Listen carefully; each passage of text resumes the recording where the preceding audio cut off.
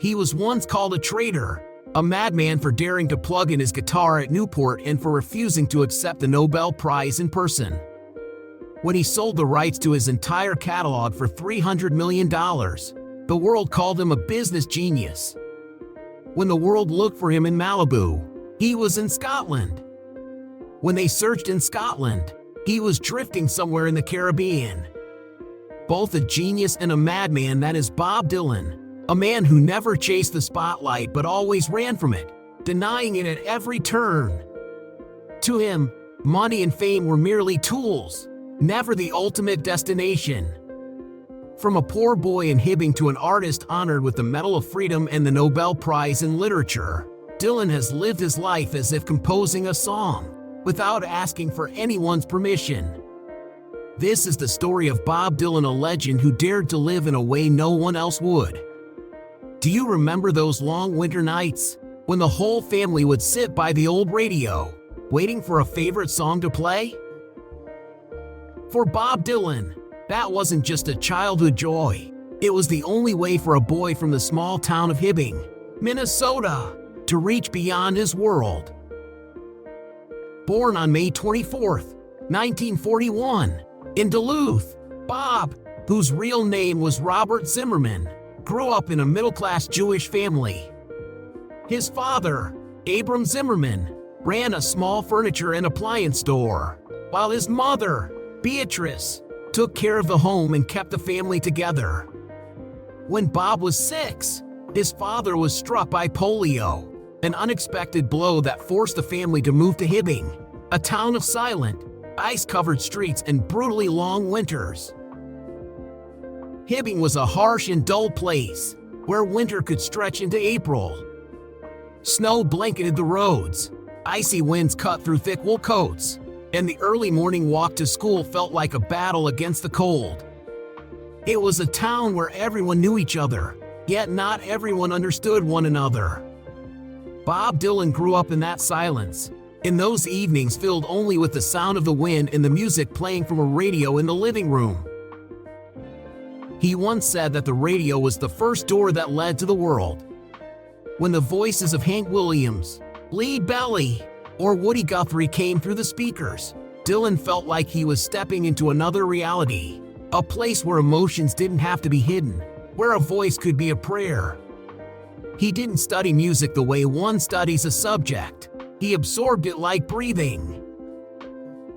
While his friends played sports or attended church, Dylan sat alone by the radio, soaking in the raw melodies of Muddy Waters, the Carter Family, and the hymns his mother hummed while tidying up the house. He didn't listen to music for entertainment. He was searching for answers to questions no one had yet put into words. He once said, "I felt like I was born in a place far from where I was meant to be." Perhaps that was the loneliness of a boy watching his father struggle with illness, or the isolation of growing up in a town where no one truly understood him. Music became his escape, the one place where Dylan could be himself, without explanations, without pretense.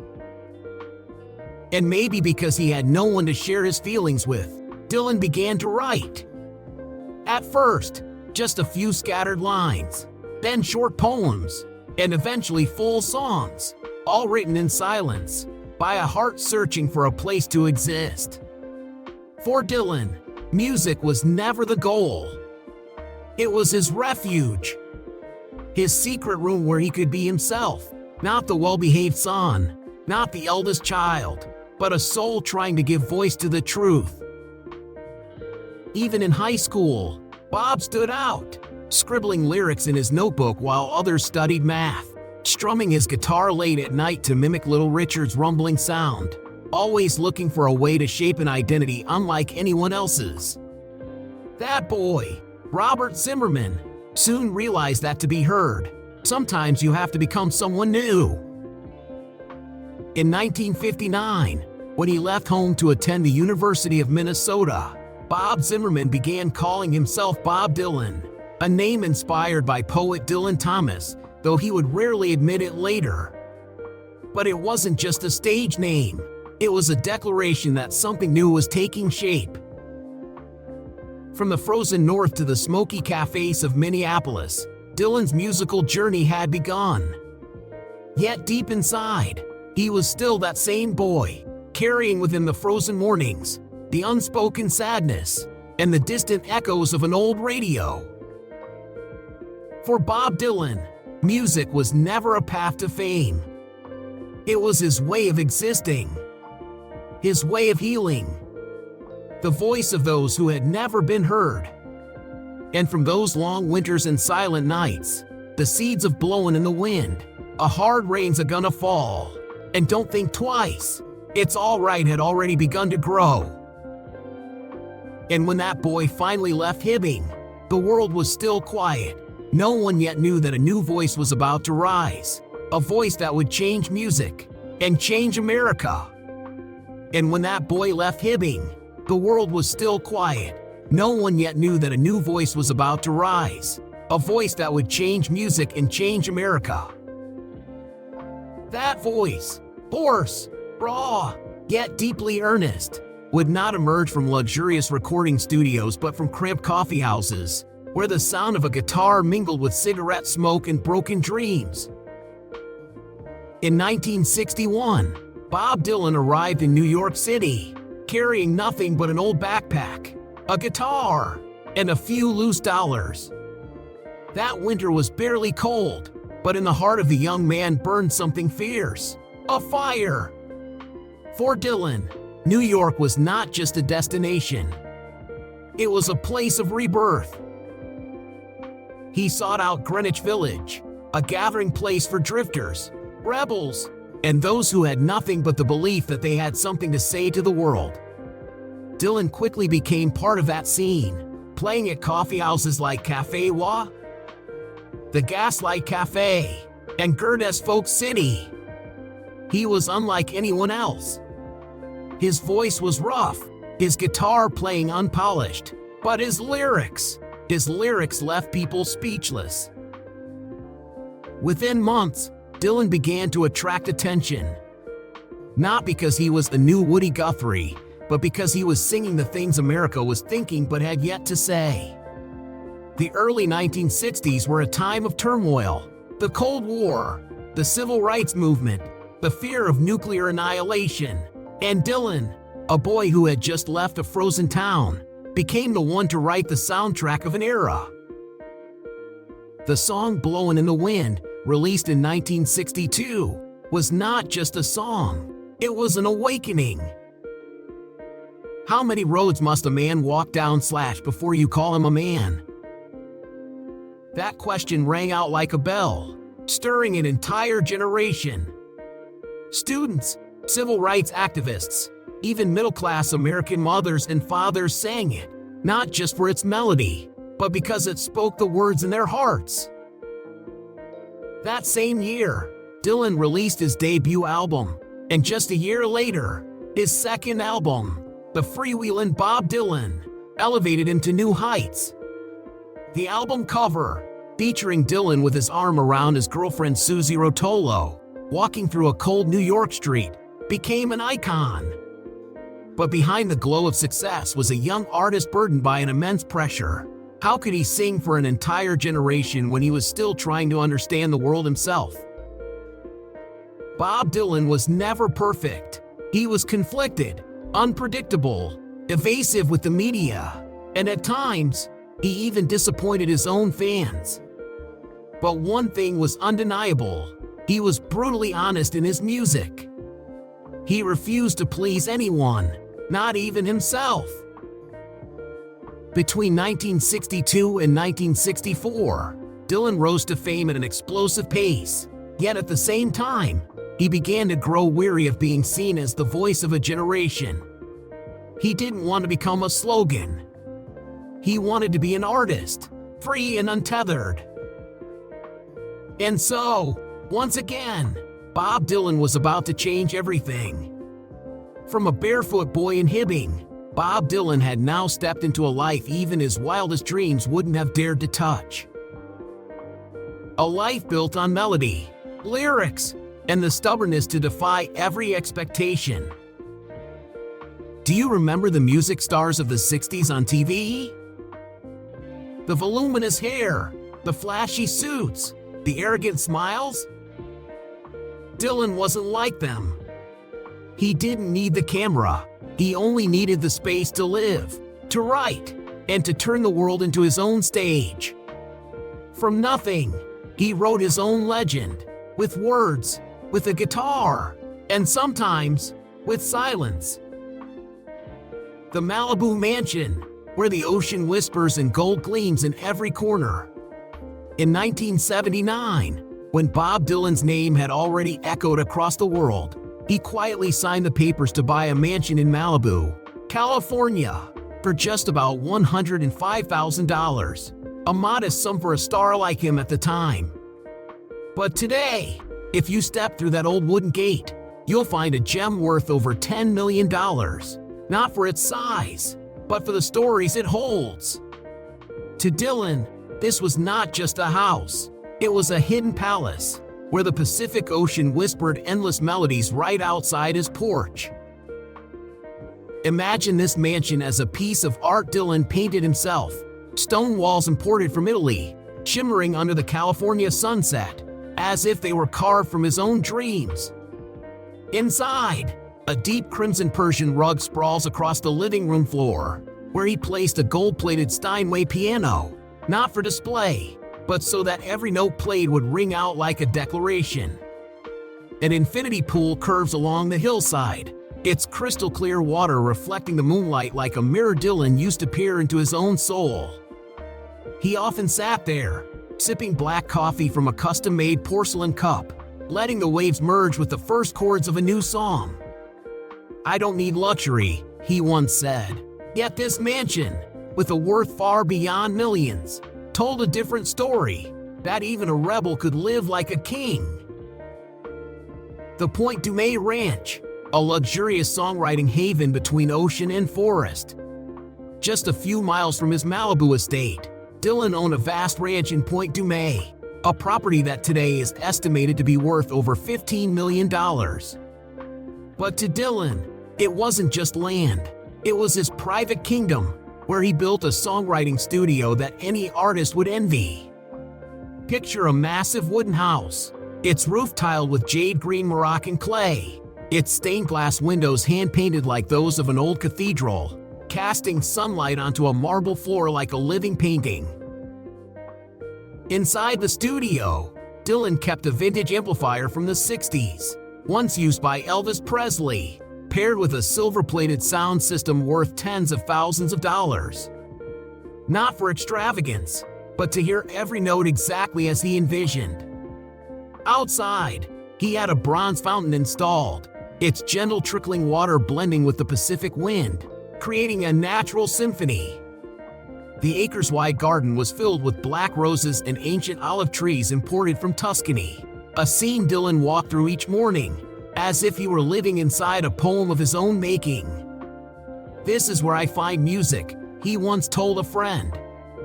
And with the rumored price it holds today, it's also where he turned the dreams of a poor boy into gold. Altmore House, a royal refuge in the Scottish wilderness. In 2006, at the peak of his career, Dylan decided he needed a place to escape it all, and he chose Altmore House, a grand estate in Scotland, purchasing it for around $4 million. But now, after transforming it into a masterpiece, it's said to be worth at least $8 million, a modest figure compared to the quiet opulence it contains. Imagine a gray stone castle rising from an endless green forest, wrapped in mist like something out of a fairy tale, with 16 bedrooms, each floored with century-old oak and adorned with hand-embroidered French silk curtains. Inside, Dylan built a massive library, housing thousands of leather-bound books, from Dylan Thomas's poetry to Hemingway's novels, its collection estimated to be worth hundreds of thousands of dollars. The grand dining hall held a 20-foot walnut table, where he once hosted close friends like Tom Petty and George Harrison beneath the glow of a magnificent Swarovski crystal chandelier. Outside, a man-made pond was surrounded by bronze statues of characters from his songs, from Mr. Tambourine Man to The Times They Are Changin'. creating a living museum in the heart of nature. Dylan often wandered the gravel paths alone, sketched by the massive stone fireplace, and let his soul dissolve into the silence. "I need a place to breathe," he once said. But with Altmore House, he had turned it into a palace even royalty would envy. Beyond mansions, the machines that defined a legend. And when he wasn't tucked away in these quiet retreats, Dylan moved through the world in machines that bore his unmistakable style, where each vehicle was not just a mode of transport, but a statement of life.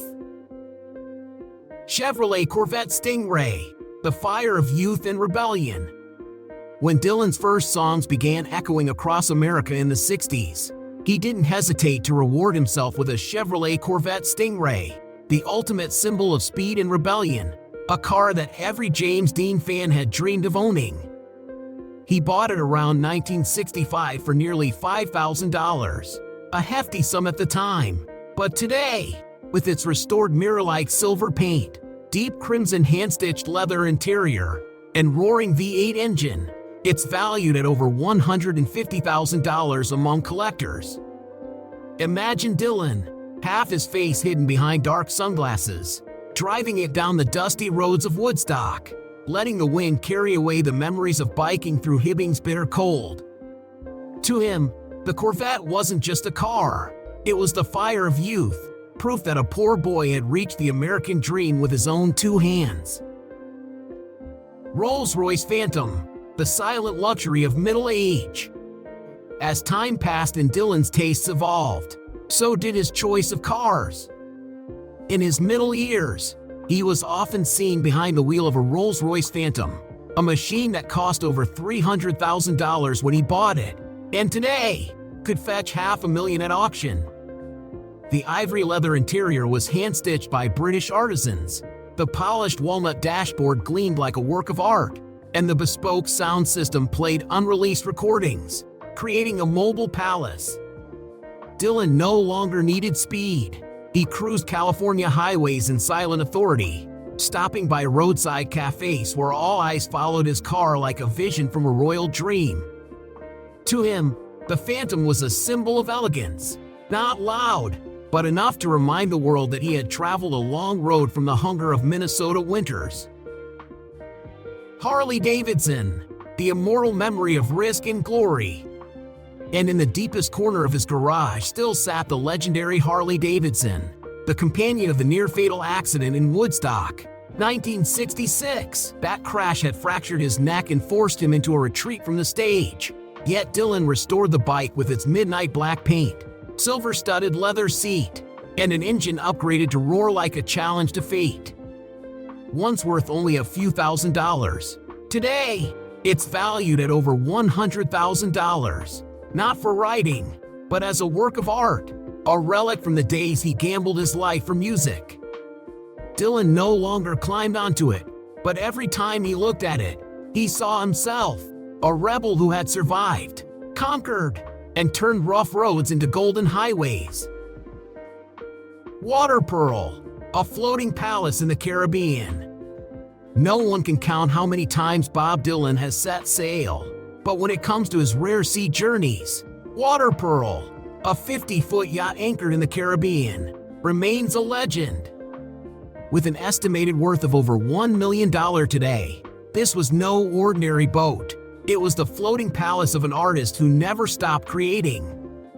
Its teak deck gleamed under the tropical sun, gold-plated railings sparkled over the waves, and in the cozy lounge, an antique acoustic guitar from the 1940s, worth a small fortune, stood ready for a song. A private lifestyle, luxury and silence, a living legend. Despite owning million-dollar cars and palace-like yachts, Bob Dylan has never been the type to flaunt his wealth on the red carpet. Since 1988, he has embarked on the never-ending tour, over 3,000 performances, traveling in a luxurious tour bus worth millions, featuring pristine Italian leather interiors, a liquor cabinet stocked with 25-year-old Chivas Regal, and a small bookshelf filled with Rimbaud's poetry and Nietzsche's philosophy.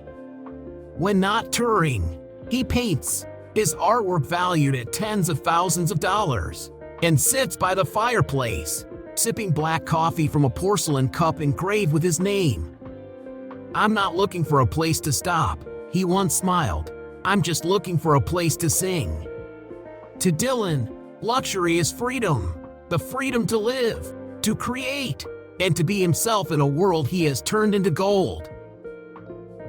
But wealth is not just about extravagance. It is the foundation that allows Dylan to keep experimenting, to keep pushing the boundaries of his own music.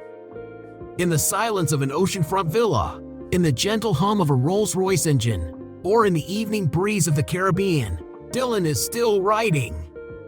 Still living as if each day were an unfinished song.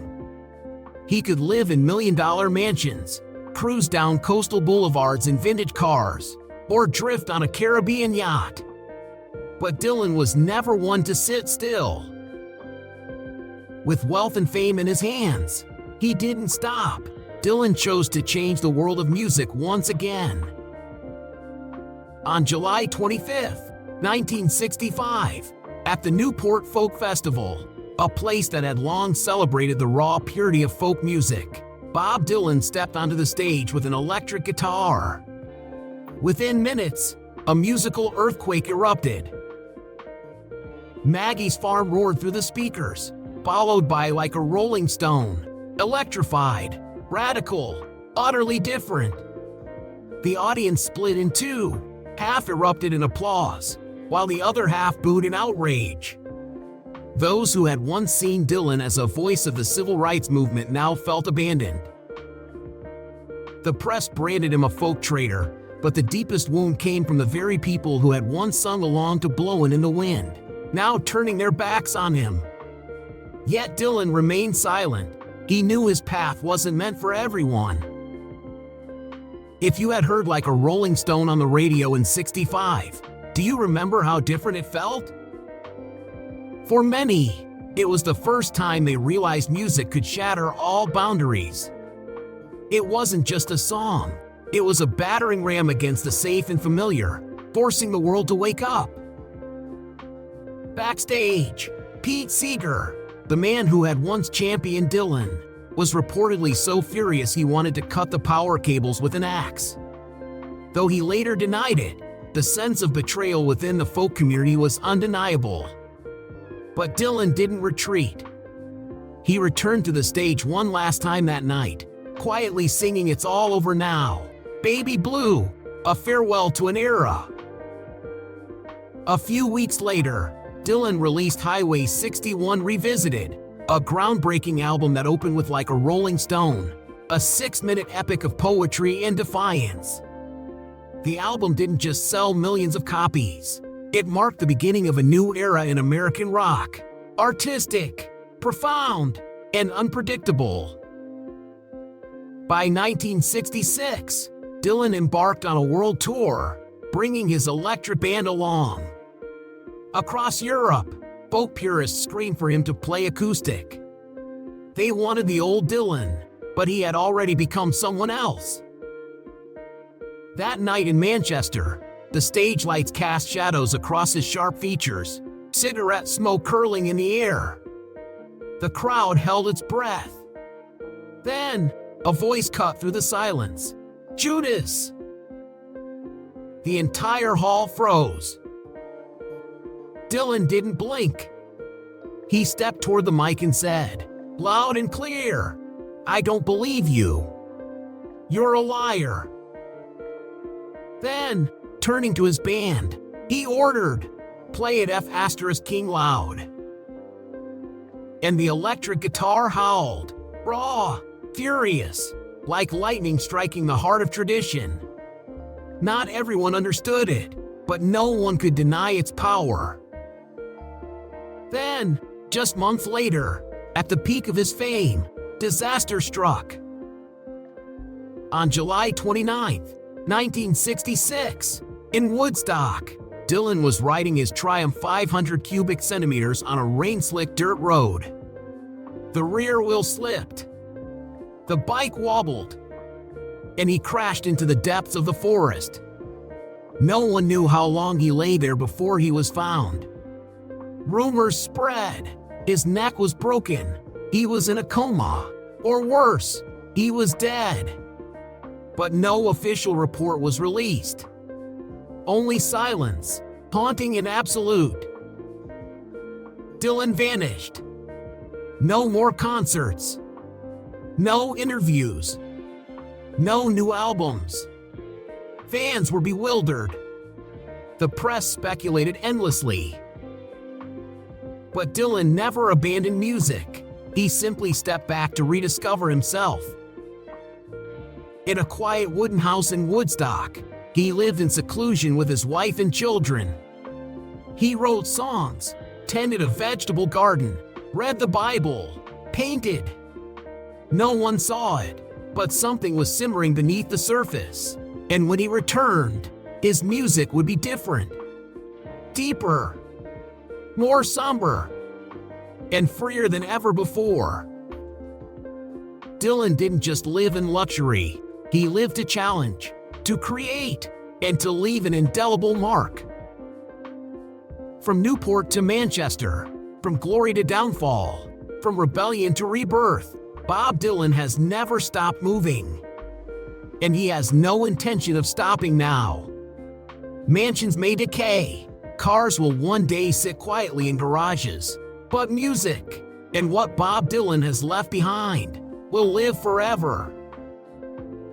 Because Dylan's legacy isn't in material wealth, but in what he has given us: questions, lessons, and a belief in the power of one person to change an entire era. In 2016, Bob Dylan became the first musician in history to be awarded the Nobel Prize in Literature. In their announcement, the Swedish Academy honored him as a man who had created new poetic expressions within the great American song tradition. From the pencil of a boy in Hibbing to the world's most prestigious literary prize, no one could have predicted that journey. Earlier, in 2012, President Barack Obama awarded him the Presidential Medal of Freedom, the highest civilian honor in the United States. Obama once said, "No artist has shaped American music and culture more than Bob Dylan." Over a career spanning more than 6 decades, Dylan has won over 11 Grammy Awards, sold more than 125 million records, been inducted into the Rock and Roll Hall of Fame, and was named one of Time magazine's 100 most influential people in the world. An artist, and a man who invests in the future. In 2020, Dylan made history again, selling the publishing rights to hundreds of his songs to Universal Music for an estimated $300 to $400 million. It wasn't just a number, it was a way to ensure that his music would outlive time, technology, and even himself. He also founded the Heaven's Door whiskey brand, a handcrafted label highly praised by connoisseurs, generating millions of dollars annually while still staying true to Dylan's essence: quiet, profound, and never following trends. A compassionate heart behind the mystery.